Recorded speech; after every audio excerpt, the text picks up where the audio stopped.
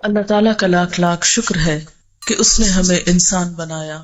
اس کا احسان ہے کہ اس نے ہمیں مسلمان بنایا، اپنی پہچان دی، زندگی کا معنی سمجھایا. یہ ساری نعمتیں جو اس نے ہمیں عطا کی، ان سب پر شکر لازم ہے. لیکن شکر کہتے کس کو ہیں؟ شکر عربی زبان میں اس جانور کے لیے استعمال ہوتا ہے جو تھوڑا چارہ ملنے پر بھی اس کی تر و تازگی پوری ہو اور وہ دودھ زیادہ دے. مثلاً مویشیوں میں سے جیسے گائے ہے، کوئی بھی نعمت خواہ وہ زیادہ ہو یا کم ہو، اس پر شکوے کی بجائے شکر ادا کرنا اور اللہ تعالی کی طرف اپنی توجہ کرنا، اس کی طرف رجوع کرنا، ہر حال میں خوش رہنا، یہی دراصل شکر ہے. اگر غور کیا جائے تو ہم دیکھتے ہیں کہ اللہ تعالیٰ نے ہمیں بے پناہ نعمتیں عطا کی ہیں. ایک انسان شکر اسی وقت ادا کر سکتا ہے جب وہ اپنی نعمتوں کی طرف نظر کرنے والا ہو، نعمتوں کو پہچاننے والا ہو. اگر انسان نعمتوں پہ غور کرے تو دو طرح کی نعمتیں ہمیں نظر آتی ہیں یا انہیں ہم محسوس کر سکتے ہیں. ایک ہماری اپنی ذات کے اندر اور دوسری کائنات کے اندر. وہ ساری نعمتیں جو ڈائریکٹلی یا انڈائریکٹلی ہمارے اوپر اثر انداز ہوتی ہیں، جن سے ہم فائدہ اٹھاتے ہیں. تو پہلی نعمت جو ہم اپنے ہی جسم کے اندر دیکھتے ہیں، اپنی ہی ذات میں دیکھتے ہیں، اسی کے بارے میں سورۃ النحل کی آیت نمبر 78 میں اللہ تعالیٰ فرماتے ہیں وَاللَّهُ أَخْرَجَكُم مِّن بُطُونِ أُمَّهَاتِكُمْ لَا تَعْلَمُونَ شَيْئًا وَجَعَلَ لَكُمُ السَّمْعَ وَالْأَبْصَارَ وَالْأَفْئِدَةَ لَعَلَّكُمْ تَشْكُرُونَ. اور اللہ تعالیٰ نے تمہیں تمہارے ماؤں کے پیٹ سے نکالا جبکہ تم کچھ بھی نہ جانتے تھے، کسی بھی چیز کا علم نہ رکھتے تھے. اس نے تمہارے لیے کان اور آنکھیں اور دل بنائے تاکہ تم شکر گزار بنو. گویا یہ نعمتیں جو جسم کی شکل میں ہمیں ملی ہیں، ان نعمتوں کو نعمت سمجھنا اور پھر اس پر اللہ تعالیٰ کا شکر ادا کرنا، یہ ہم سے مطلوب ہے. اگر ہم غور کریں اپنے ہی اعضاء پر تو ہم دیکھیں گے کہ ایک ایک عضو ہمارے جسم میں کس طرح کام کرتا ہے. مثال کے طور پر دل جو ہمارے اندر دھڑکتا ہے اور ہمارے سارے جسم کو خون سپلائی کرتا ہے، اگر وہ اپنا کام نہ کرے تو ہماری زندگی ہی قائم نہ رہے. کبھی ہم نے غور کیا کہ یہ دل ایک آٹومیٹک مشین ہے، یعنی ہر مشین کو چلانا پڑتا ہے جبکہ یہ کام خود کرتا ہے. آٹومیٹک مشینز کا رواج تو آج کے اس دور میں آیا ہے. آج کے دور میں انسان کو پتا چلا کہ کچھ مشینیں خود کار بھی ہوتی ہیں، لیکن جب سے انسان پیدا ہوا ہے، ہزاروں سال سے ہر انسان کے سینے کے اندر اس کی زندگی کا سامان دل کی شکل میں رکھا گیا ہے. اگر وہ 1 منٹ کے لیے بھی کام کرنا بند کر دے تو ہم زندہ نہ رہ سکیں. دل ہمارے جسم میں صرف ایک دن کے اندر 1,03,680 مرتبہ دھڑکتا ہے، یعنی اتنے مرتبہ اس کی دھڑکن ہوتی ہے. اگر یہ دھڑکنیں کم ہو جائیں یا زیادہ ہو جائیں تو ہماری زندگی کا رابطہ ٹوٹ جائے. سننے میں تو یہ آتا ہے کہ اب مصنوعی دل بھی لگتا ہے، لیکن جن لوگوں نے مصنوعی دل لگوائے ہیں یا جنہیں دل کا کچھ حصہ بھی مصنوعی لینا پڑا ہے، ان سے آپ معلوم کر سکتے ہیں کہ ان کی زندگی کس قدر خوفناک ہو گئی. پھر اسی طرح ہم بولتے چلے جاتے ہیں، ہماری زبان حرکت کرتی ہے، اس پر ہماری کچھ بھی طاقت نہیں لگتی. ہم نے کبھی نہیں غور کیا کہ یہ نعمت کتنی عظیم نعمت ہے جس سے ہم اپنے دل کی خوشی، غم، غصے کا اظہار کر سکتے ہیں. اگر ہمارے دل میں کچھ ہو اور اسے زبان پر نہ لا سکے تو تھوڑی ہی دیر میں ہماری کیسی کیفیت ہو جاتی ہے.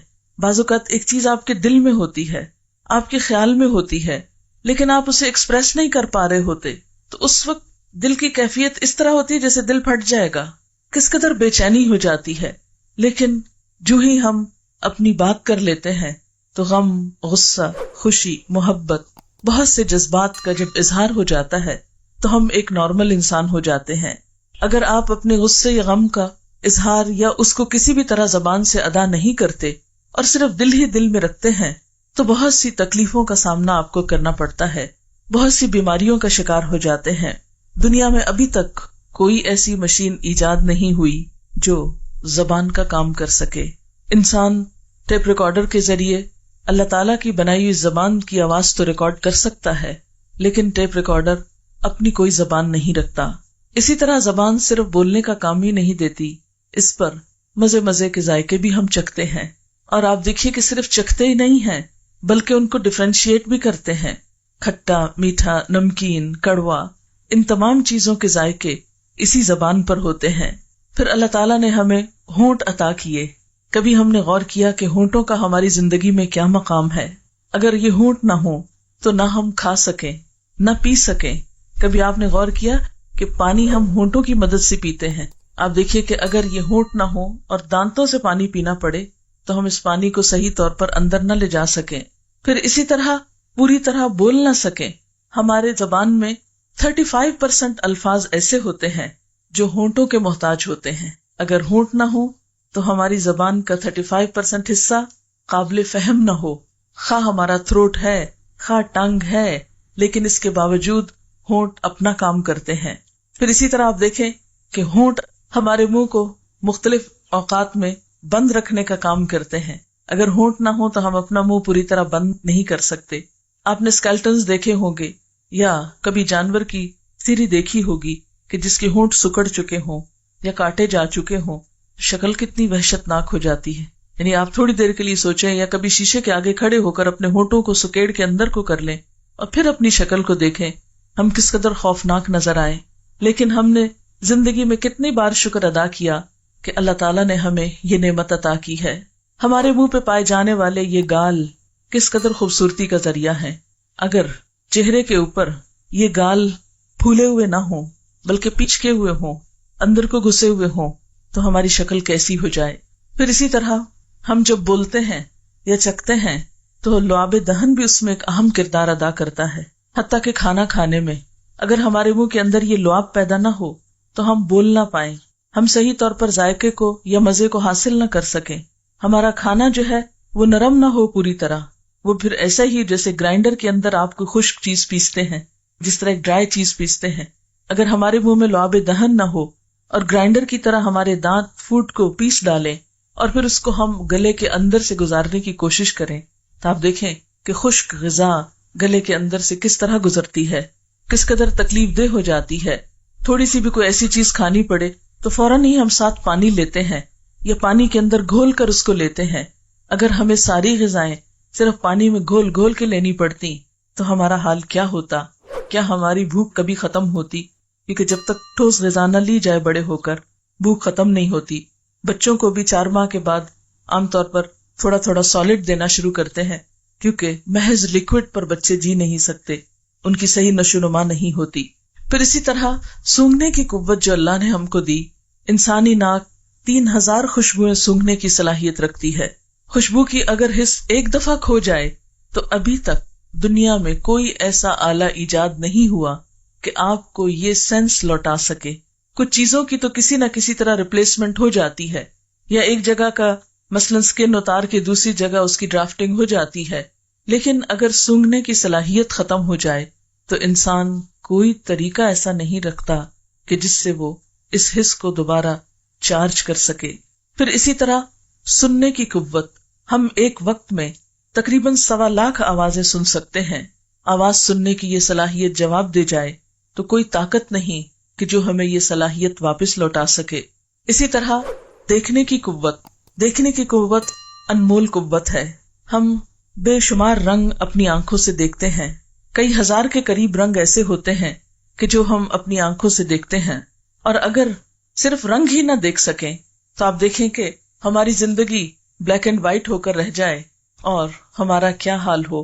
پھر اسی طرح ہم دیکھتے ہیں کہ ان آنکھوں کے ذریعے نہ صرف یہ کہ دیکھنے کا کام ہم لیتے ہیں، بلکہ آنکھوں کے اوپر جو پپوٹے ہیں یہ نیند میں کام آتے ہیں۔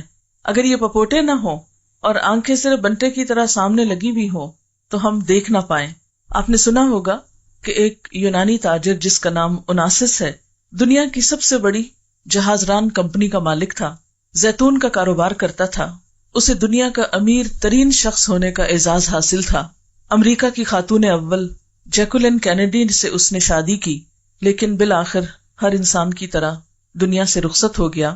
ایک بین الاقوامی ٹیلی ویژن کمپنی نے اس کے اوپر ایک فلم بنائی، اور لوگوں کو دیکھنے میں تو یہ احساس ہوگا کہ یہ شخص کتنا خوش قسمت ہے، کتنا امیر ہے، اور کتنا زیادہ اس کی دنیا جو ہے وہ جنت ہے. لیکن اس فلم میں اس بات کا انکشاف کیا گیا کہ اوناسس کے پپوٹوں کے جو مسلز تھے وہ کام نہیں کرتے تھے. پپوٹوں کے اعصاب جواب دے گئے تھے، جس کی وجہ سے وہ اپنی آنکھیں نہیں جھپک سکتا تھا. اس کے لیے ڈاکٹر صبح سویرے جب وہ اٹھتا تھا تو اس کی آنکھوں پر سولوشن ٹیپ لگا دیتے، جس کی وجہ سے سارا دن اس کی آنکھیں کھلی رہتی، اور رات کو جب وہ سونا چاہتا تھا تو وہ ٹیپ اتار دی جاتی، جس کی وجہ سے وہ پپوٹے خود بخود گر جاتے، اور جب تک وہ سویا رہتا وہ پپوٹے گرے رہتے، اور صبح ہاتھ سے اٹھا کر دوبارہ ان کو کھول دیا جاتا. اس کی زندگی میں اس سے پوچھا گیا کہ اس کی سب سے بڑی خواہش کیا ہے، تو اس نے دکھ بھری آواز میں کہا کہ کاش میں اپنی آنکھوں کو اپنی مرضی سے کھول اور بند کر سکتا. پھر اس سے پوچھا گیا کہ اگر ایسا کرنے کے لیے اسے قیمت ادا کرنی پڑے تو وہ کتنی قیمت ادا کر سکتا ہے، تو اس نے کہا میں اپنی پوری دولت دے سکتا ہوں اگر مجھے صرف یہ صلاحیت واپس مل جائے کہ میں اپنی آنکھیں خود جھپک سکوں، خود ان سے کام لے سکوں. اس سے آپ اندازہ لگائیں کہ یہ آنکھیں کھولنے اور بند کرنے کی نعمت جو ہے، ایک دن میں کبھی ہم نے گنا کہ صرف ایک دن میں ہم کتنی بار جھپکتے ہیں اور کتنی بار ان کو کھولتے اور بند کرتے ہیں، اور انسان کا حسن جو ہے وہ ان کے جھپکنے کے ساتھ کس طرح وابستہ ہے. پھر اسی طرح ہم دیکھتے ہیں کہ ریڑھ کی ہڈی جانوروں میں بھی ہوتی ہے اور انسانوں میں بھی ہوتی ہے، لیکن جانوروں کی ہڈی اس طرح کام کرتی ہے کہ اس ہڈی کے ہونے کے باوجود وہ سیدھے نہیں کھڑے ہو سکتے. مثلاً کتے کے اندر، بلی کے اندر، مختلف جانوروں کے اندر ریڑھ کی ہڈی ہوتی ہے. اگر آپ ان کو اٹھائیں، ہاتھ پھیرے تو آپ کو نظر آئے گی، محسوس کر سکیں گے آپ. لیکن اگر آپ ان کو اس ہڈی پہ کھڑا ہونے کے لیے کہیں تو وہ سیدھے نہیں ہو سکتے، حالانکہ ان کی ٹانگیں بھی ہوتی ہیں. وہ اپنے ہاتھوں کو آگے باندھ کے سیدھے کھڑے ہو سکتے، لیکن چند لمحوں سے زیادہ وہ کھڑے نہیں ہو سکتے. اللہ تعالیٰ نے انسان پر کتنی بڑی نعمت کی کہ ہم اپنی ریڑھ کی ہڈی کی وجہ سے ہم کھڑے بھی ہو سکتے ہیں، چل بھی سکتے ہیں، دوڑ سکتے ہیں، بیٹھ سکتے ہیں، لیٹ سکتے ہیں، مختلف شیپس بنا سکتے ہیں، یعنی اپنے جسم کو مختلف طرح اوپر نیچے کر سکتے ہیں. یہ نعمت انسان ہی کو اللہ تعالیٰ نے دی. باقی پرندوں میں آپ دیکھیں اور جانوروں میں دیکھیں تو وہاں یہ نعمت نہیں پائی جاتی. آپ ان لوگوں سے پوچھیں کہ جن کی ریڑھ کی ہڈی میں تھوڑی سی بھی تکلیف ہو تو زندگی کس قدر دوبھر ہو جاتی ہے، بالکل پیرالائز ہو جاتے ہیں، دوسروں کے محتاج ہو جاتے ہیں. پھر اسی طرح ہمارے اندر سانس لینے کی صلاحیت ہے. ہمارے پھیپھڑے دن میں 15,000 بار سانس لیتے ہیں، ایک دفعہ نہیں، 2 دفعہ نہیں، 15,000 دفعہ. اور یہ بھی خود کار مشین ہے، آٹومیٹک مشین ہے جو خود بخود کام کرتی ہے. اگر ہمیں صرف اس کی قیمت ادا کرنی پڑے. آپ نے دیکھا ہوگا کہ جو لوگ خود سانس نہیں لے سکتے اور ان کو ریسپیریٹرز پہ رکھا جاتا ہے تو ایک ایک دن کا بل کتنا آتا ہے، اور جب نالیاں لگتی ہیں تو کس قدر تکلیف دہ عمل ہوتا ہے. اور پھر آپ دیکھیں کہ انسان پوری طرح ان نالیوں کے ساتھ نہ چل سکتا ہے، نہ کھا سکتا ہے، نہ اٹھ بیٹھ سکتا ہے. کس قدر زندگی ایک عذاب ہو کر رہ جاتی ہے، لیکن ہم نے کبھی اس نعمت کا شکر ادا نہیں کیا. پھر اسی طرح جگر کی نعمت، اگر انسان کا جگر ختم ہو جائے، کام کرنا بند کر دے، تو ہم نے بہت سنا ہے اور بہت اس پہ فخر کرتے ہیں کہ انسان نے بہت ترقی کر لی ہے اور جگر کا ٹرانسپلانٹ ہو جاتا ہے. لیکن کبھی آپ نے سنا کہ ایک ٹرانسپلانٹ پہ کتنے پیسے لگتے ہیں؟ نیند جیسی نعمت اگر ہماری زندگی سے ختم ہو جائے تو ہمارے دن اور رات برابر ہو جائیں، ہماری زندگی قائم نہ رہ سکے. لیکن ان ساری نعمتوں کو اپنے جسم کے اندر پا کر ہم اللہ کا کتنا شکر ادا کرتے ہیں، ہم کتنا غور کرتے ہیں کہ یہ سب کچھ ہمیں ہمارے رب نے دیا. اپنے ہاتھوں پر ہی غور کریں، اگر ان کے اندر موومنٹ کی صلاحیت نہ ہو، اگر ہماری انگلیاں لکڑیوں کی طرح سیدھی کی سیدھی رہ جائیں اور ہم ہاتھوں کو بند نہ کر سکیں تو ہم کتنے کام کر سکتے ہیں؟ نہ ہم لکھ سکیں، نہ ہم کھا سکیں، نہ ہم کچھ پکڑ سکیں. ہم زندگی کے جتنے بھی کام اپنے ہاتھوں سے کرتے ہیں ان میں سے کوئی بھی کام کرنے کے قابل نہ رہیں. پھر اسی طرح اگر ہمارے ہاتھ کا ساری انگلیاں تو کیا صرف ایک انگوٹھا نہ ہو، صرف 4 انگلیاں یہ ہو، ایک انگوٹھا کام نہ کرے، تو آپ دیکھیں کہ کتنے ہم معذور ہو جائیں، کتنی بے بسی ہو. اگر ہمارے انگلیاں بھی ہوں، موومنٹ بھی ہو، سب کچھ ہو، لیکن صرف ان کے اوپر ناخن نہ ہو تو ہمارے 60% کارکردگی کم ہو جائے. یعنی ہمارے ہاتھ تو ہوں لیکن ناخن نہیں، اس کی وجہ سے ہم چیزوں کو مضبوط پکڑ نہیں سکتے، مختلف کام کر نہیں سکتے. پھر اسی طرح اگر ہمارے پاؤں میں نقص آ جائے تو ہماری چال ایک ڈک یا ایک بطخ کی سی بن کر رہ جائے. آپ نے دیکھا ہوگا کہ اس کے بھی پاؤں ہوتے ہیں لیکن جڑے ہوئے ہوتے ہیں آگے سے، صحیح طور پر چل نہیں پاتی. اگر عام انسان کے جسم میں ایسا ہی کوئی نقص واقع ہو جائے، اس کا چلنا محال ہو جائے. اسی لیے اللہ تعالیٰ فرماتے ہیں واللہ اخرجکم من بطون امہاتکم لا تعلمون شیئا، اللہ نے تمہیں تمہارے ماؤں کے پیٹوں سے نکالا اس حال میں کہ تمہیں کچھ بھی علم نہ تھا، تم تو کچھ بھی نہ جانتے تھے کہ یہ سب کچھ تمہیں ملا ہے، یہ کتنا قیمتی ہے، اور یہ سب کچھ کس لیے ملا ہے. وَجَعَلَ لَكُمُ السَّمْعَ وَالْأَبْصَارَ وَالْأَفْئِدَةَ، اس نے تمہارے لیے کان اور آنکھیں اور دل بنائے. لَعَلَّكُمْ تَشْكُرُونَ، تاکہ تم شکر ادا کرو، تم شکر گزار بنو. لیکن دیکھنے کی بات یہ ہے کہ ہم کتنا شکر ادا کرتے ہیں. اللہ تعالیٰ قرآن پاک میں شکوہ کرتے ہیں وَقَلِيلٌ مِّنْ عِبَادِيَ الشَّكُورُ، میرے بندوں میں بہت تھوڑے ہیں جو شکر گزار ہیں. ایک اور جگہ پر فرماتے ہیں قَلِيلًا مَا تَشْكُرُونَ، کتنا تھوڑا تم شکر ادا کرتے ہو. بات یہ ہے کہ ہم تو ایک سانس لینے اور سانس باہر آنے کی نعمت کا ہی شکر ادا نہیں کر سکتے. اگر ہم صرف اس ایک نعمت پر کہ ہم آکسیجن اندر لے جاتے ہیں الحمدللہ کہیں، اور کاربن ڈائی آکسائڈ جو باہر آتی ہے اس پر الحمدللہ کہیں، تو ہماری ساری زندگی صرف ایک سانس لینے کے عمل پر صرف الحمدللہ کہتے گزر جائے، اور اس میں بھی ہم پھر بھی شکر ادا نہیں کر سکتے. کیوں؟ اس لیے کہ رات کو جب ہم سوتے ہیں تو سوتے ہوئے تو ہم سانس لیتے رہتے ہیں مگر اس پر تو الحمدللہ نہیں کہتے. پھر اسی طرح اللہ تعالیٰ نے ہمیں کائنات کی نعمتوں پر غور و فکر کرنے کے لیے کہا. فرمایا وَآیَةٌ لَهُمُ الْأَرْضُ الْمَيْتَةُ، ان کے لیے یہ مردہ زمین ایک نشانی ہے. أَحْيَيْنَاهَا، ہم نے اس کو زندہ کیا. وَأَخْرَجْنَا مِنْهَا حَبًّا، اس میں سے ہم نے دانے نکالے. فَمِنْهُ يَأْكُلُونَ، تو اس میں سے وہ کھاتے ہیں. وَجَعَلْنَا فِيهَا جَنَّاتٍ، اور ہم نے اس میں باغات بنائے. مِن نَخِيلٍ وَأَعْنَابٍ، کھجوروں اور انگوروں کے. وَفَجَّرْنَا فِيهَا مِنَ الْعُيُونِ، اور ہم نے اس میں چشمے پھوڑ نکالے. لِيَأْكُلُوا مِن ثَمَرِهِ، تاکہ وہ اس کا پھل کھائیں، اس کی پیداوار کھائیں. وَمَا عَمِلَتْهُ أَيْدِيهِمْ، اور اس کو ان کے ہاتھوں نے نہیں بنایا. أَفَلَا يَشْكُرُونَ، کیا یہ شکر ادا نہ کریں گے؟ یعنی انسان اپنے دائیں بائیں اوپر نیچے ہر طرف تو دیکھے، اس میں سے کون سی چیز ہے جو انسان نے خود بنائی ہو؟ یہ سب کچھ اللہ تعالیٰ ہی نے تو بنایا. اسی نے بارش برسائی، اسی نے زمین سے طرح طرح کے پودے اگائے اور ہماری غذا کے سامان کیے. سورۃ یاسین میں ہی اللہ تعالیٰ فرماتے ہیں اولم یروا، کیا انہوں نے دیکھا نہیں، انا خلقنا لہم مما عملت ایدینا انعاما، کہ ہم نے ان کے لیے جو ہمارے ہاتھوں نے بنایا مویشی بنائے. یعنی ہمارے ہاتھوں کے بنے ہوئے یا اللہ تعالیٰ کی مخلوق میں سے مویشی انسان کے لیے بنائے. فہم لہا مالکون، تو یہ اس کے مالک بن گئے ہیں. وذللناہا لہم، ان مویشیوں کو ہم نے ان کے لیے مسخر کیا ہے، ان کے کام لگایا.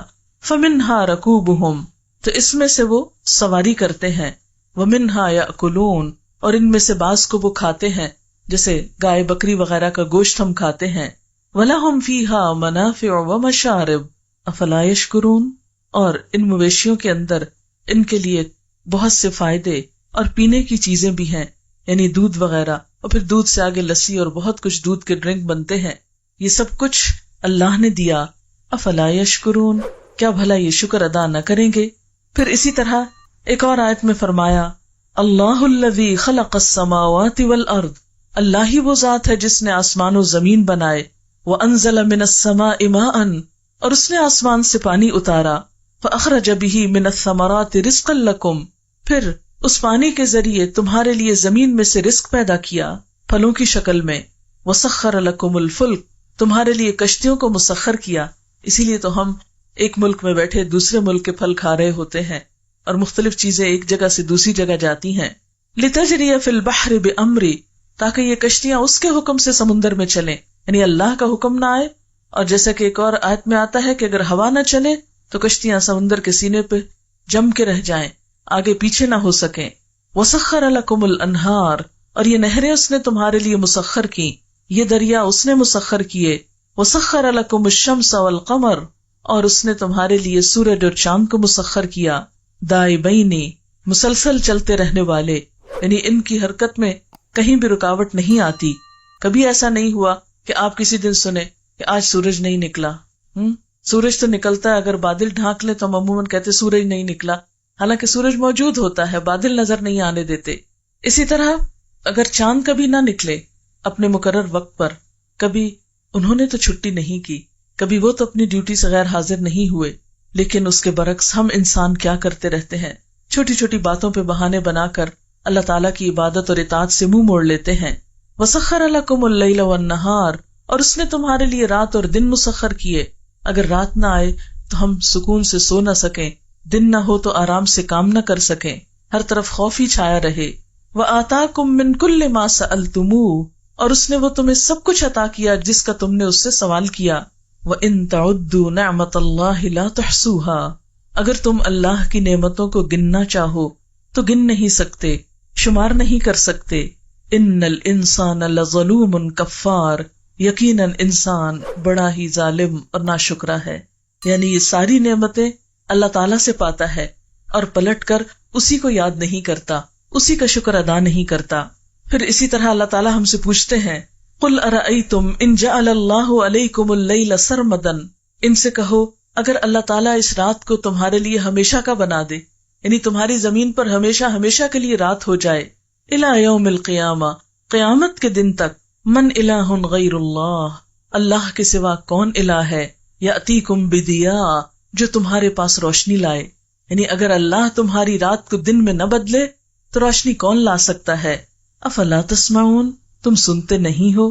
قل ارأیتم ان جعل اللہ علیکم النہار سرمدا الی یوم القیامہ، کہہ دیجئے کہ اگر اللہ تعالیٰ تمہارے دن کو قیامت تک قائم رکھے، یعنی دن دن ہی رہے، من الہ غیر اللہ، اللہ کے سوا کون الہ ہے، یاتیکم بلیل، جو تمہارے پاس رات لے آئے، تسکنون فیہ، کہ تم اس میں سکون پاؤ۔ افلا تبصرون، کیا تم دیکھتے نہیں ہو۔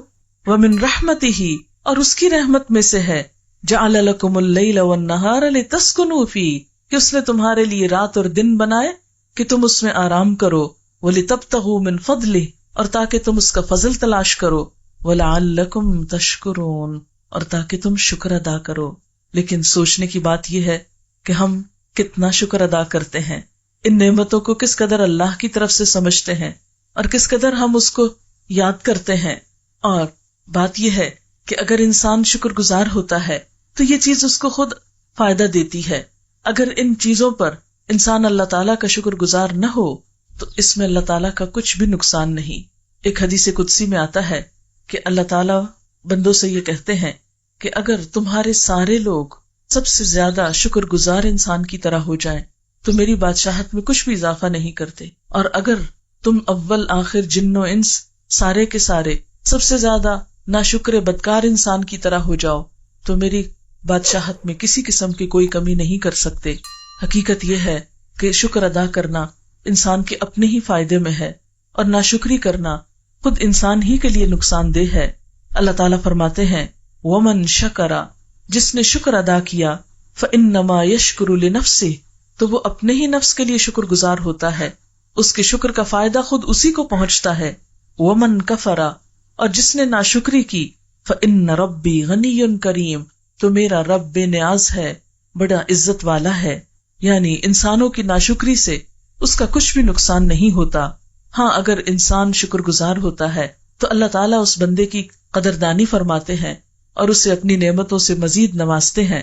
پھر اس میں ہم دیکھتے ہیں، ایک حدیث میں آتا ہے ایک شخص کے بارے میں کہ جو اللہ تعالیٰ کی نعمتوں کا شکر گزار تھا تو اللہ تعالیٰ اس پر کس طرح اپنی نعمتوں کی مزید فراوانی فرما رہا تھا۔ عن ابی ہریرہ ان النبی صلی اللہ علیہ وسلم قال، حضرت ابو ہریرہ رضی اللہ تعالیٰ عنہ سے روایت ہے کہ نبی صلی اللہ علیہ وسلم نے فرمایا، بینما رجل یمشی بفلاۃ من الارض، اس دوران کہ ایک شخص زمین کے ایک حصے میں جا رہا تھا، ایک کھلی جگہ پہ جا رہا تھا، فسمع صوتا فی سحابۃ، تو اس نے بادل میں سے ایک آواز سنی، اسق حدیقۃ فلان، کوئی کہہ رہا تھا، یعنی بادل کو کہہ رہا تھا، جاؤ فلاں کے باغ کو، فلاں کے کھیت کو سیراب کرو۔ فتنحى ذلك السحاب فافرغ ماء في حرۃ، تو وہ بادل جو تھا وہ اس طرف کو چل پڑا، یعنی ایک خاص زمین کی طرف چل پڑا، اور وہاں اس نے خوب پانی انڈیلا۔ تو یہ شخص کہتا ہے کہ میں اس بادل کے پیچھے پیچھے جاتا ہوں اور جس شخص کا وہ کھیت ہے اس سے پوچھتا ہوں کہ اے شخص بتاؤ تم اپنے کھیت میں کیا کرتے ہو؟ کہ میں نے اس بادل میں یہ آواز سنی. آپ کو معلوم ہے نا کہ بادلوں کے اوپر فرشتے مقرر ہوتے ہیں, اور فالمدبرات امرا, وہ اللہ کے حکم سے ان ساری چیزوں کی تدبیر کرتے ہیں کہ کہاں بادل جائیں, کہاں برسیں, کہاں نہ برسیں, کہاں کیا ہو. تو بسا اوقات اللہ تعالیٰ ایسی آوازوں کو بندوں کو بھی سنوا دیتے ہیں. تو بہرحال اس کھیت والے نے یہ بتایا کہ اے بندے, تو نے میرا نام کیوں پوچھا ہے؟ کیونکہ پہلے تو اس نے اس کا نام پوچھا, تو دیکھا تو یہ وہی نام ہے جو بادل میں سے سنا گیا. پھر پوچھتا کہ تم یہ کیوں پوچھتے ہو؟ اس نے کہا کہ میں نے اس طرح یہ آواز سنی ہے, تم مجھے یہ بتاؤ کہ تم اس باغ کا کرتے کیا ہو؟ تو اس نے کہا کہ اس میں سے جو بھی پیداوار آتی ہے میں اس کے 3 حصے کرتا ہوں. ایک حصہ اپنے لیے اور اپنے گھر والوں کے لیے, ایک حصہ صدقہ خیرات کے لیے, اور ایک حصہ پھر اسی باغ کے اندر استعمال کے لیے. یعنی پھر اسی میں سے بیج اس کے اندر ڈال دیتا ہوں, اسی کی خدمت میں استعمال کرتا ہوں. تو بات یہ ہے کہ اللہ تعالیٰ کا شکر انسان کیسے ادا کرے.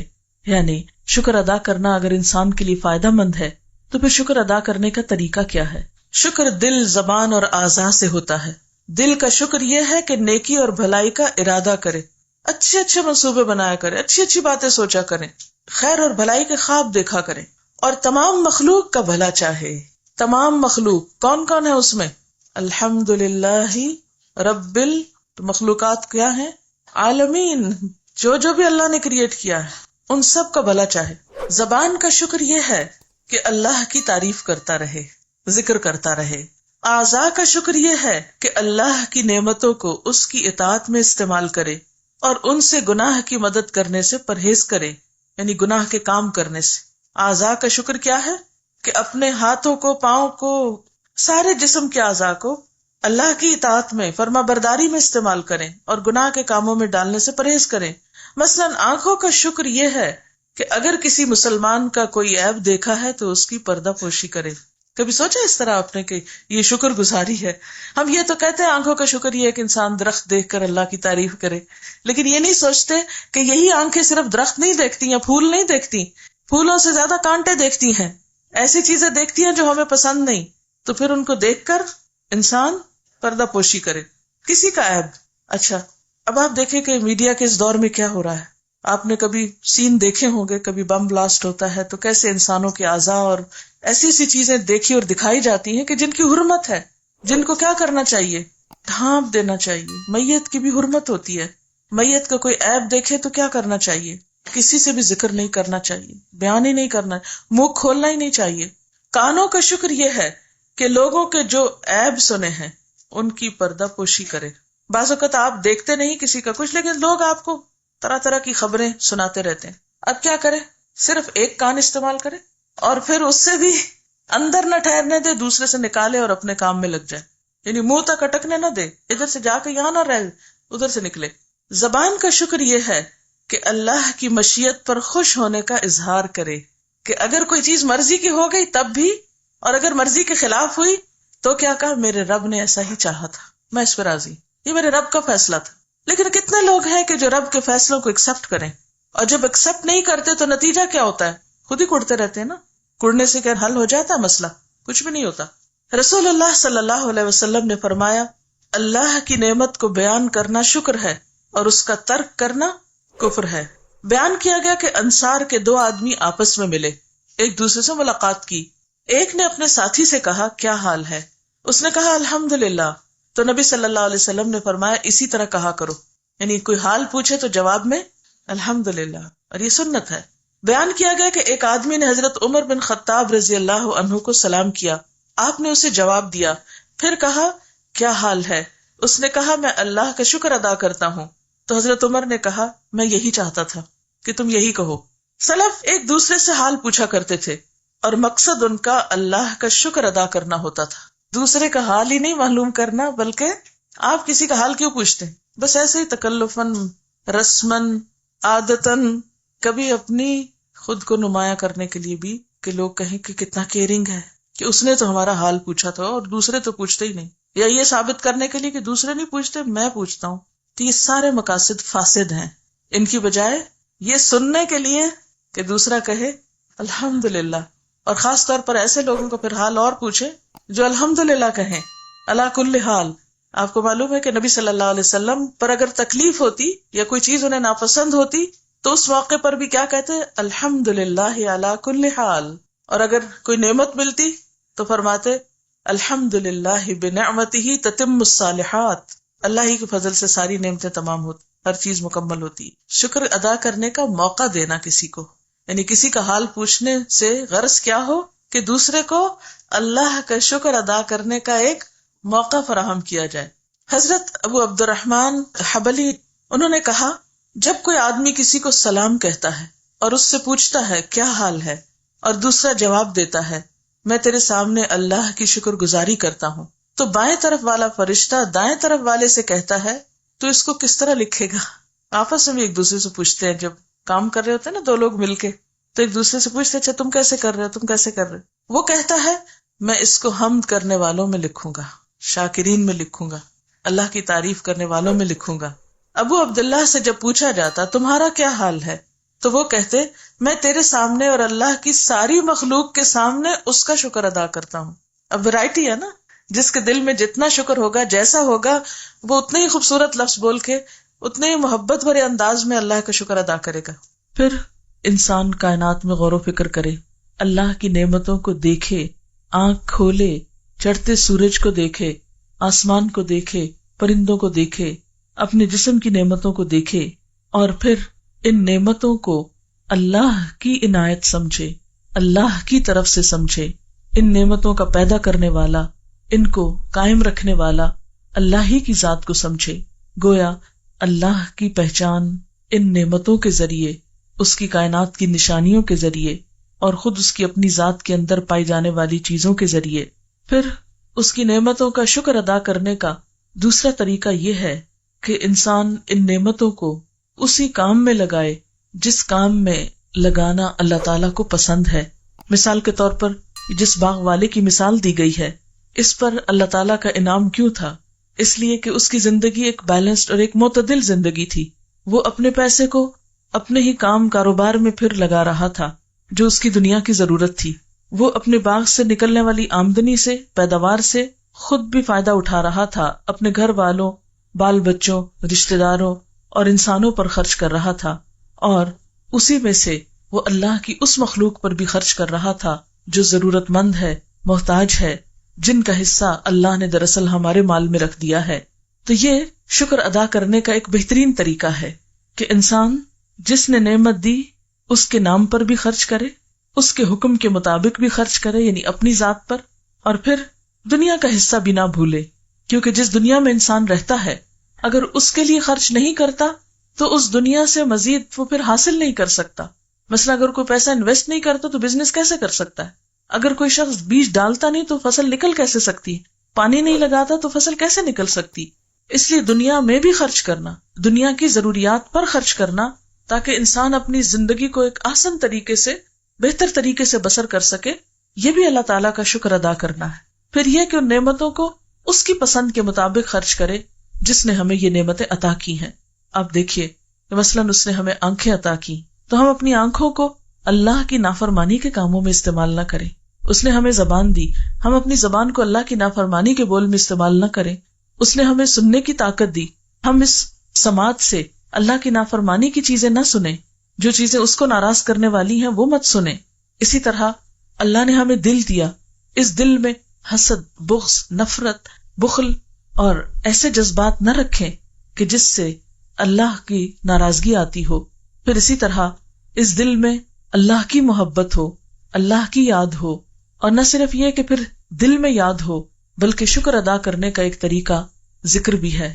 یعنی پہلا درجہ فکر کا ہے، غور و فکر کا، دوسرا درجہ ذکر کا ہے، اور تیسرا درجہ ان نعمتوں کو اللہ کی راہ میں استعمال کرنے کا ہے. جو شخص ان نعمتوں کو بہترین طریقے پر استعمال کرتا ہے اور ان کا حق دیتا ہے، اللہ تعالیٰ اس سے راضی ہوتا ہے. اور اگر کوئی شخص ان نعمتوں کو اللہ کی مرضی کے مطابق استعمال نہیں کرتا اور اللہ کی مخلوق پر اور مخلوق کے فائدے پر استعمال نہیں کرتا بلکہ ان نعمتوں کو ضائع کرتا ہے، تو وہ ان کی ناقدری اور ناشکری کرتا ہے. نعمتوں کی ناقدری کیا ہے، ناشکری کیا ہے؟ اس میں ایک بات تو یہ آتی ہے کہ انسان ان نعمتوں کو اللہ کی نافرمانی میں استعمال کرے. پھر اسی طرح ناشکری کا ایک طریقہ یہ بھی ہے کہ ان نعمتوں کو ضائع کر دے. آپ دیکھیں کہ ہم بہت سی نعمتوں کو ضائع بھی کرتے ہیں. مثلاً کھانا کھائیں، جو اللہ نے آپ کو رزق دیا ہے اس کو شکر کر کے کھائیں، اللہ کا نام لے کر کھائیں، کھانے کے بعد اللہ کا نام لیں، اور اس کے ساتھ ساتھ اس کو ضائع نہ کریں۔ بہت سے لوگوں کو یہ دیکھا گیا ہے کہ کچھ کھائیں گے اور کچھ ویسٹ کر دیں گے، تھوڑا سا پانی پیا باقی گرا دیا، تھوڑا سا دودھ پیا باقی نالی میں بہا دیا، اسی طرح کچھ کھانا کھایا اور کچھ بن میں جا پھینکا۔ ایک سروے کے مطابق ایک بڑی مقدار ہمارے ملک میں کھانے کی جو ہے وہ صرف ضائع ہوتی ہے، یعنی کھیت سے اٹھنے سے لے کر آپ دیکھیں کہ ہمارے ملک میں ابھی تک ایسے انتظامات نہیں کہ ہم جو کچھ ہماری زمینیں اگاتی ہیں اس کو واقعی ہم سنبھال بھی سکیں۔ آپ اگر مثلاً کینو کے موسم میں ایسے علاقوں میں جائیں جہاں کینو اگتے ہیں تو سڑکوں کے کنارے آپ کو گلے سڑے کینو کے ڈھیر نظر آئیں گے۔ کیوں؟ اس لیے کہ ان کو وہاں سے فیکٹری تک لے جانے، مارکیٹ تک لے جانے کا کوئی انتظام نہیں ہوتا، وہ لگتے ہیں، تیار ہوتے ہیں، اس پر محنت ہوتی ہے اور پھر وہ وہیں پر گل سڑ کر ختم ہو جاتے ہیں۔ اسی طرح آم کے موسم میں جب آندھیاں آتی ہیں اور آم گر جاتا ہے تو بہت سا پھل ضائع ہو جاتا ہے، اس کو صحیح طور پر استعمال کرنے کا ہمیں طریقہ نہیں آتا، صرف اپنی کاہلی، لا علمی، نا تجربہ کاری کی بنا پر ہم بہت سی غذاؤں کو ضائع کر دیتے ہیں۔ پھر اسی طرح جب مختلف چیزیں تیار کی جا رہی ہوتی، پکانے کے دوران آپ دیکھیں کہ مثلاً ہم خواتین ایک روٹی ہی پکاتی تو اس میں بھی آپ نے دیکھا ہوگا کہ کس قدر آٹا ضائع کرتی، خشک آٹا کتنا ضائع ہوتا ہے، کچھ برتنوں کے ساتھ لگ کے کتنا دھل جاتا ہے، نالیوں میں جم جاتا ہے اور ان کو بلاک کرتا ہے، کچھ جو ہے وہ جلا کے خراب کر دیتے ہیں، کچھ پھر یہ ہے کہ کھانے میں اس کو کچھ کھاتے ہیں اور کچھ کنارے اتار کے پھینک دیتے ہیں، اور وہ نہ جانوروں کے کام آتے ہیں نہ کسی اور کے، وہ واپس ویسٹ میں یا بن میں چلے جاتے ہیں۔ یہ بھی نعمتوں کی ناقدری ہے، ناشکری ہے۔ اسی طرح پہننے میں، اسی طرح مثلاً بجلی ہے، پانی کا استعمال ہے، یہ بھی اللہ کی نعمتوں میں بہت بڑی نعمتیں ہیں، لیکن ہم بسا اوقات ان کی بھی قدر نہیں کرتے۔ دن میں بعض اوقات لائٹیں جلتی رہتی ہیں، ہمیں پرواہ نہیں ہوتی، ہم کہتے لو اتنی بھی کیا کنجوسی، دے دیں گے بل جو آئے گا۔ اسی طرح کمرے میں خود موجود نہیں ہے، پنکھا چل رہا ہے، لائٹ جل رہی ہے، یہ چھوٹی چھوٹی نعمتیں ہیں کہ جن کا بعض اوقات ہم یہ سوچ کر کہ کون سا ہماری جیب سے جاتا ہے۔ اسی طرح اپنی صلاحیتیں، جسمانی طاقتیں، ذہنی قوتیں، ذہنی صلاحیتیں، ان کو بھی ہم اللہ تعالیٰ کی شکر گزاری میں کتنا استعمال کرتے ہیں۔ مثلاً اللہ نے ہمیں زبان دی، ہم دنیا بھر کی باتیں کرتے ہیں، اللہ کا ذکر کتنا کرتے ہیں، ہماری زبان پر اللہ کی تسبیح کتنی ہوتی ہے، ہم دنیا بھر کی باتیں کرتے ہوئے نہیں تھکتے، تھوڑی دیر کے لیے اگر ہمیں قرآن پاک پڑھنا پڑ جائے تو ہم کہتے ہیں ہمارے سر میں درد ہو گئی، ہمیں نیند آ گئی، ہم تھک گئے۔ پھر اسی طرح آپ دیکھیں کہ ہم سارا بازار گھوم آتے ہیں، ہم نہیں تھکتے، لیکن نماز پڑھتے ہوئے ہم تھک جاتے ہیں، کھڑے ہو کے نہیں پڑھیں گے، بیٹھ کے پڑھیں گے، تھوڑی سی پڑھیں گے اور اس میں کچھ بھی اللہ کو یاد نہیں کریں گے اور کام چلتا کریں گے۔ کیا یہ اللہ کی نعمتوں کی شکر گزاری ہے؟ اللہ تعالیٰ نے سارا دن ہمیں دنیا کے فائدے اٹھانے کے لیے دیا ہے کہ کھاؤ پیو سو جاگو جو چاہو کرو، لیکن 5 وقت دن میں میرے پاس حاضر ہونا ہے۔ لیکن ہم میں سے کتنے لوگ ہیں جو خوشی خوشی اس کے پاس حاضر ہوتے ہیں، جو خوشی خوشی نماز پڑھتے ہوں؟ ہم میں سے بہت سے لوگ مجبوری کے مارے کہ ہائے ہمیں سزا نہ ملے اس لیے فرض پورا کر دیتے ہیں۔ یہ تو محبت کی بات نہیں، یہ تو شکر گزاری نہیں۔ شکر گزاری تو اس طرح ہوتی ہے کہ انسان محسن کے انعام کو، محسن کی نعمت کو خوشی سے لے، اس کی قدردانی کرے اور اس پر زبان سے، دل سے اور اپنے عمل سے اس کا شکریہ ادا کرے۔ اور ہم دیکھتے ہیں کہ کچھ قومیں ایسی تھیں کہ جنہوں نے اللہ تعالیٰ کا جب شکر ادا نہیں کیا تو پھر اللہ تعالیٰ نے ان کے ساتھ کیا معاملہ کیا۔ اس معاملے میں قوم سبا جو ہے وہ ہمارے لیے ایک عبرتناک پیغام اپنے اندر رکھتی ہے۔ اللہ تعالیٰ فرماتے ہیں لَقَدْ كَانَ لِسَبَإٍ فِي مَسْكَنِهِمْ آیَةٌ جَنَّتَانِ عَنْ يَمِینٍ وَشِمَالٍ۔ سبا کے لیے ان کے اپنے مسکن ہی میں ایک نشانی موجود تھی، 2 باغ دائیں اور بائیں۔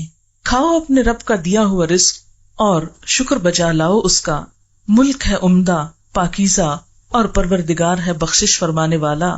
مگر وہ منہ موڑ گئے، آخرکار ہم نے ان پر بند توڑ سیلاب بھیج دیا، اور ان کے پچھلے 2 باغوں کی جگہ 2 اور باغ انہیں دیے جن میں کڑوے کسیلے پھل اور جھاؤ کے درخت تھے اور کچھ تھوڑی سی بیریاں تھیں۔ یہ تھا ان کے کفر کا بدلہ، ناشکری کا بدلہ جو ہم نے ان کو دیا۔ یعنی واضح مثال ہے قرآن پاک میں کہ ایک قوم بہت ترقی یافتہ تھی، دنیا کی ہر نعمت ان کے پاس تھی، لیکن ناشکری کرنے کی وجہ سے اللہ تعالیٰ نے وہ نعمتیں چھین لی اور ان کا ہنستا بستا ملک اجڑ کر رہ گیا۔ اور ناشکر انسان کے سوا ایسا بدلہ ہم کسی اور کو نہیں دیتے۔ وَهَلْ نُجَازِي إِلَّا الْكَفُورَ، یعنی یہ جزا ناشکرے کے علاوہ کسی اور کو بھی دی جا سکتی ہے.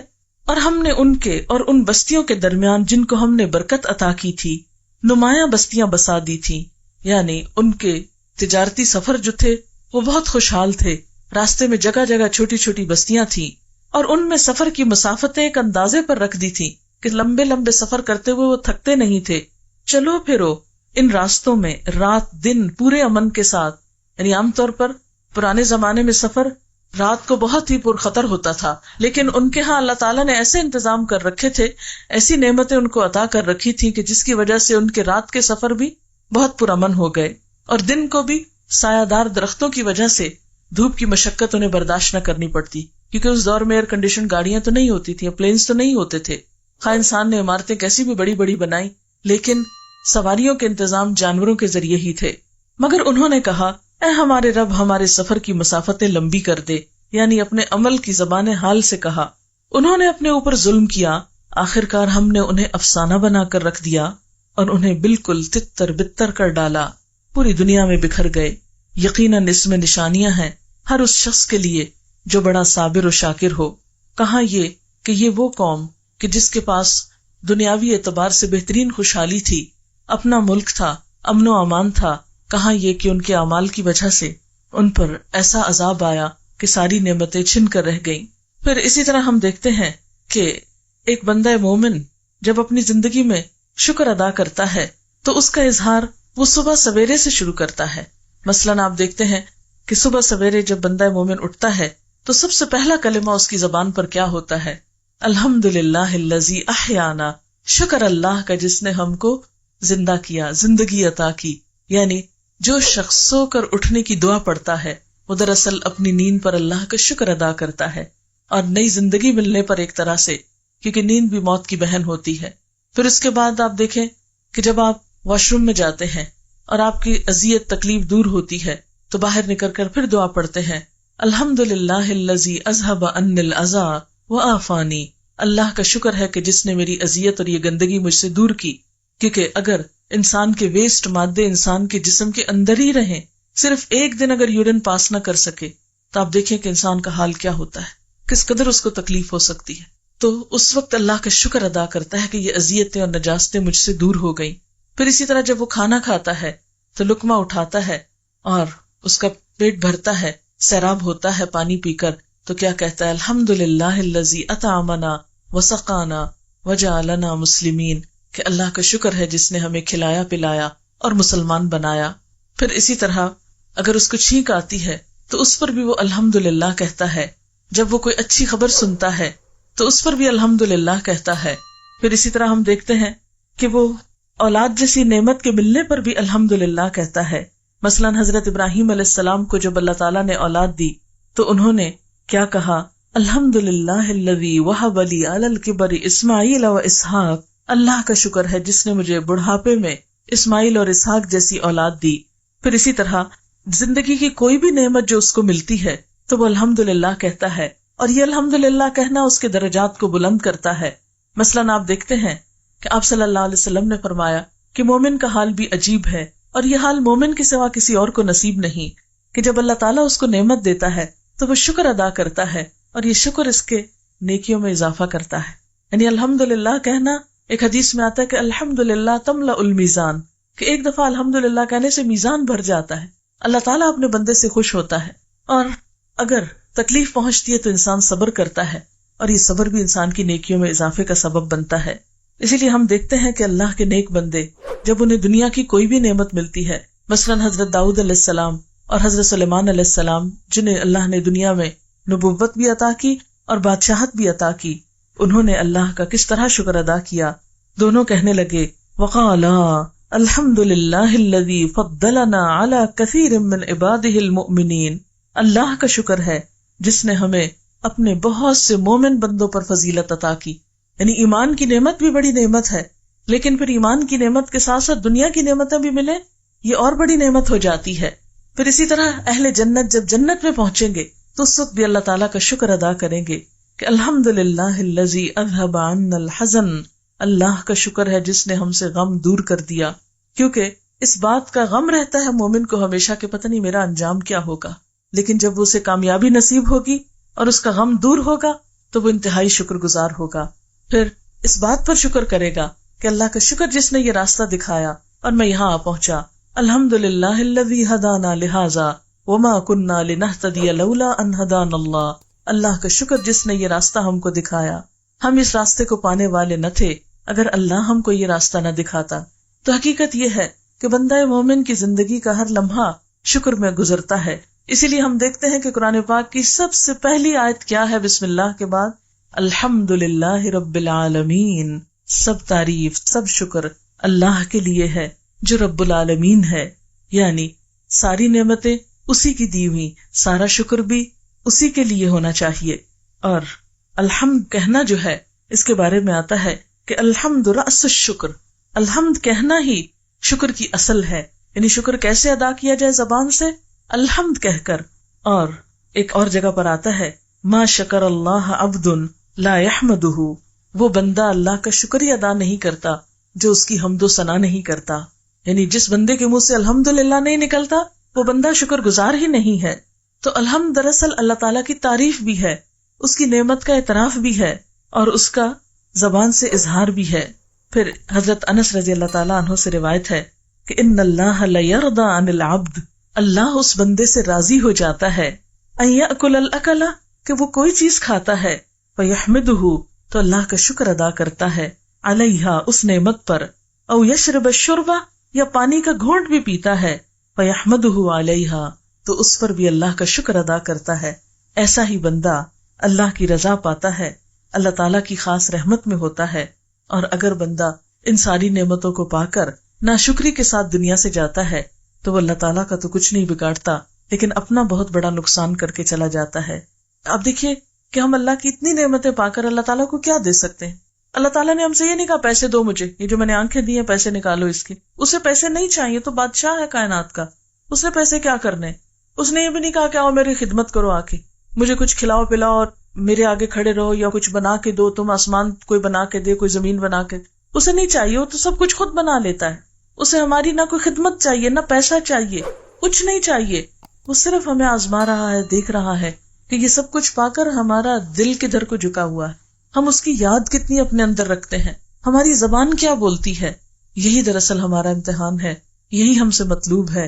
اور اگر ہم اللہ کا شکر ادا کرتے ہوئے جائیں تو یہ شکر ادا کرنا ہمارے اپنے دلوں کو ٹھنڈک بخشتا ہے، اپنے دلوں کو سکون اور خوشی عطا کرتا ہے اور اللہ تعالیٰ کی رضا کا سبب بنتا ہے. اللہ تعالیٰ سے دعا ہے کہ وہ ہمیں اپنی رضا سے نوازے اور ہمیں اپنے شکر گزار بندوں میں شامل کر لے تاکہ نعمتیں اور بڑھیں، کیونکہ اس کا وعدہ ہے لَإِن شَكَرْتُمْ لَأَزِيدَنَّكُمْ، اگر تم شکر کرو گے تو میں تمہیں اور زیادہ دوں گا. جیسے ایک حدیث میں آتا ہے کہ دو لوگ آئے حضور صلی اللہ علیہ وسلم کے پاس کچھ لینے کے لیے. ایک شخص آیا تو آپ کے پاس اس وقت بس ایک کھجور تھی، آپ نے جب اس کو کھجور تھی تو بہت بگڑا کہ لو کھجور دیتے ہو مجھے، ناراض ہو کے چلا گیا، آپ خاموش ہو گئے. اتنے میں ایک اور شخص آیا، آپ نے وہی کھجور اس کو دی، وہ بہت خوش ہوا، اس نے شکر گزاری کی کہ آپ کا شکریہ کہ آپ نے مجھے یہ دیا. تو آپ نے اس وقت کہا کہ جاؤ اس کو ام سلمہ کے پاس لے جاؤ، ان کے پاس 40 درہم ہے اور وہ دلوا دو اس کو. اسی وقت آپ نے وہ پیسے جو تھے حضرت ام سلمہ سے اس کو دلوا دیے. یعنی ایک کھجور لینے پہ جو اس کے چہرے کی مسکراہٹ تھی، جو اس کے زبان کا شکریہ تھا، اس نے اس کو اسی وقت اور نعمت دلوا دی. اور اگر وہ صرف بگڑ کے چلا جاتا تو کچھ نہ پاتا، اور اگر خاموشی سے چلا جاتا، منہ سے کچھ نہیں بولتا، اچھا ٹھیک ہے دے دی چلو چلتے ہیں، کیونکہ عام طور پر مانگنے والے کیا کرتے ہیں، مانگنے والوں کو کیا کہیں ہم کیا کرتے ہیں. اور پھر یہ ہے کہ اللہ تعالیٰ کو یہ بات بھی پسند ہے کہ اللہ کے شکر کے علاوہ بندوں کا شکریہ بھی ادا کیا جائے. بندوں کی طرف سے کوئی احسان ہو، کوئی خیر ملے، کوئی بھلائی ہمیں نصیب ہو، کسی بھی طرح کی کسی سے کوئی ہمیں خیر نصیب ہو، اس پر اس کا شکر ادا کرنا بھی لازم ہے. اسی لیے اللہ تعالیٰ فرماتے انشکر لی ولوالدیک، میرا شکر ادا کرو اور اپنے والدین کا شکر ادا کرو، کیونکہ ان کا احسان سب سے بڑھ کر ہوتا ہے. اسی طرح بندوں میں سے بھی جس کا احسان ہو اس کا شکر گزار ہونا لازم ہوتا ہے، چاہے وہ کوئی کیسا بھی شخص ہو، اپنے سے بڑا ہو یا چھوٹا ہو، ماں باپ کے درجے میں ہو یا اولاد کے درجے میں ہو یا بہن بھائیوں کے، کوئی بھی انسان. کیونکہ ایک حدیث میں آتا ہے من لم یشکر الناس لم یشکر اللہ، جو بندوں کا شکر گزار نہیں ہوتا وہ اللہ کا شکر گزار بھی نہیں ہوتا. تو شکر ادا کرنا نعمتوں کو اور بڑھاتا چلا جاتا ہے اور درجے بلند ہوتے چلے جاتے. ہر دفعہ جو الحمدللہ ہم کہتے ہیں ایک درجہ اور اوپر ہو جاتا ہے، اللہ کے قریب ہو جاتا. ہر دفعہ ایک درجہ اور اٹھتے بیٹھتے چلتے پھرتے چھوٹی چھوٹی نعمت پر بھی شکر ادا کرتے چلے جائیں، اللہ کو یاد کرتے چلے جائیں. پھر آپ دیکھیں کہ آپ کی زندگی میں سکون اور خوشی آتی ہے یا نہیں آتی. تجربہ کر کے دیکھیں. شکر گزاری پر جو خوشیاں نصیب ہوتی ہیں، اطمینان نصیب ہوتا ہے، بے فکری نصیب ہوتی ہے، وہ ناشکری پر کبھی بھی نصیب نہیں ہوتی. اللہ تعالی ہمیں اپنے شکر گزار بندوں میں شامل کرے. وآخر دعوانا ان الحمد للہ رب العالمین. دعا کر. سبحان اللہ والحمد للہ، سبحان اللہ والحمد للہ، ولا الہ الا اللہ واللہ اکبر، ولا حول ولا قوة الا باللہ العلی العظیم. اللہم صل علی محمد وعلی آل محمد کما صلیت علی ابراہیم وعلی آل ابراہیم انک حمید مجید. اللہم بارک علی محمد وعلی آل محمد کما بارکت علی ابراہیم وعلی آل ابراہیم انک حمید مجید. ربنا آتنا فی الدنیا حسنۃ وفی الآخرۃ حسنۃ وقنا عذاب النار. ربنا لا تزغ قلوبنا بعد اذ ہدیتنا وہب لنا من لدنک رحمۃ انک انت الوہاب. ربنا ہب لنا من ازواجنا وذریاتنا قرۃ اعین وجعلنا للمتقین اماما. یا حی یا قیوم برحمتک نستغیث. یا اللہ پاک تو ہمیں اپنے پسندیدہ بندوں میں شامل کر لے، ہمیں اپنے شکر گزار بندوں میں شامل کر لے، ہمیں اپنی محبت عطا کر، ہمیں اپنی نعمتوں کی قدر کرنا سکھا.